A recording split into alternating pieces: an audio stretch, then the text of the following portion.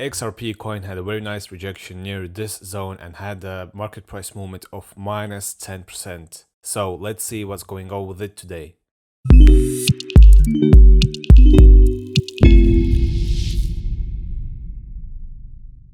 Good morning traders, welcome back to the channel, and we are back with an XRP coin after a nice movement towards the upper zones, as we can see, towards this weekly Bollinger Bands line, and a straight movement to the lower zones.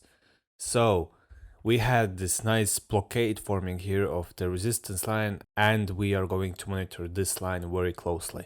So now going to the live charts, we see a very nice rejection from this Bollinger Bands weekly line. So by the Bollinger Bands weekly line, we did refer to this line here, as you can see, the upper line of the Bollinger Bands tunnel, and it stretched the Bollinger Band path, as you can see, slightly to the upper side, and it did a nice touch on a weekly time frame, on the weekly candle actually, so nice touch on a weekly candle and straight back below the weekly Bollinger Bands line. Now going on a daily time frame, we want to take a look at a RSI here. Now we see that we are not super bearish as we've been like here since the last time we watched the XRP coin or here, but we are still in a bearish trend as we are still in overbought zone. Now putting those away, and we see also that Bollinger Band is actually much below than the market price has been, so the market price broke the Bollinger Band's path, meaning that there is a high potential of the retest to happen to the middle line of the Bollinger Bands on a daily time frame. Now with that being said, we see also that the market price is very far away from the EMAs and the second moving average, and usually these kind of movements indicate that the price will come to the lower zones for a small correctional movement or a retest to those zones in order to not go very far away from the EMAs. Now on a 4-hour chart, actually we see we had, like, as you already know, the surge in the price, which basically exploded the Bollinger Bands even on a 4-hour chart. We were also outside the Bollinger Band, at the same time touching this middle line, sorry, not the middle line, but the upper line on the weekly time frame, as you remember this line. Wait, where is it? The weekly Bollinger Bands line, and currently going on a retest to this middle line, potentially having some sort of correction movement now towards the upper side again. Another attempt, but let's see. So for now it actually had a small breakdown, but we won't consider this as a breakdown. It's basically just chilling on the line, and same goes for this 4-hour chart as well.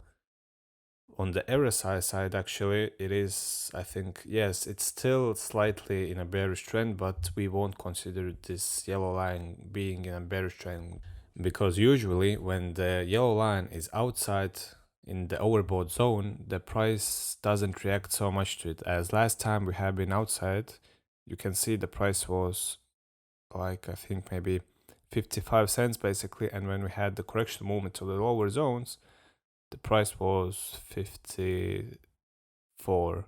So from it's like very small bearish movement, but the significant movement on the middle line of RSI. So we call this the middle line of the RSI.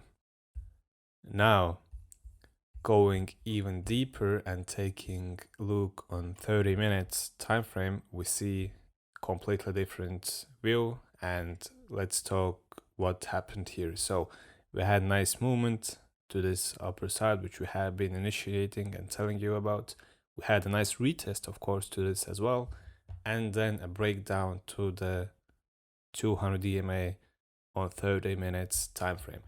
Now from here we have been like basically breaking down from 100 EMA, this line, and now touching again this 200 EMA, breaking out, retest, slow, now breaking 100 EMA. And now what's interesting actually on 30-minute time frame is that 100 EMA, the second moving average, and also the middle line of Bollinger Bands are all forming a nice like path here, as you can see, this zone here, which is some sort of resistance line for the market price, of course.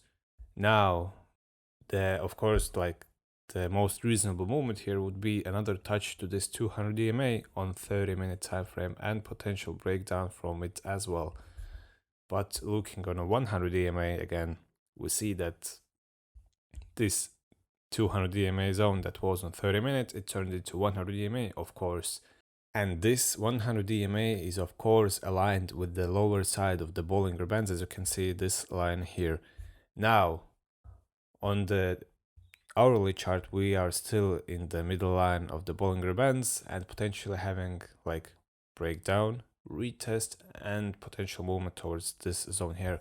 If we see any sort of weakness near this zone, so we have been touching like 1, 2, 3 times basically, if we see another touch here, and on the third time it usually likes to go for the breakdown, so we might see the price to go like to this zone here, which is 34 cents basically. So let's draw a line here,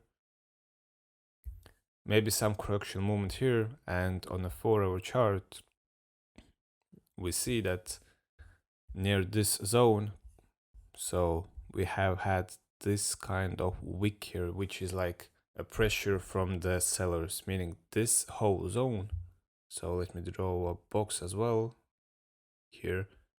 So this whole box here can be said or told that we can see some sort of pressure from the sellers here again as well.